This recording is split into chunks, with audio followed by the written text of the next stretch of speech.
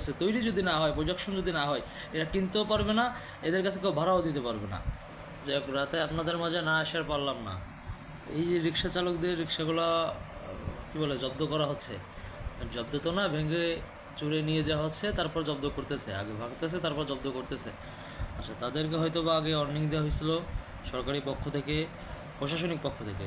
যাই হোক, সেখান থেকে তারা শুনি নাই। আসলে তারা শুনি নাই কেন আপনিও বুঝতেছেন, আমিও বুঝতেছি। হ্যাঁ, তারা এটা করেই খায়, তাদের কর্মই এইটা। মানে আমার কথা হচ্ছে ভাই, তাদের এত প্রেশার না দিয়ে, হ্যাঁ, আপনারা তো তৈরির কারখানাগুলো বন্ধ করতে পারেন।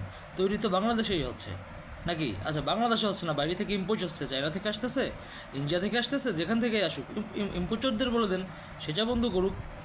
রিক্সা তো ঢাকায় ভাড়া পাওয়া যায়, এই যে সিন্ডিকেটটা, এই যে বন্ধ করেন আপনারা। যান মিরপুর যান, মোহাম্মদপুর যান, ঢাকার যে এরিয়ায় যান, এক একটা গ্যারেজে যান, গ্যারেজে যায় দেখেন কী পরিমাণ রিক্সা, সেই জায়গা থেকে আপনি জব্দ করেন।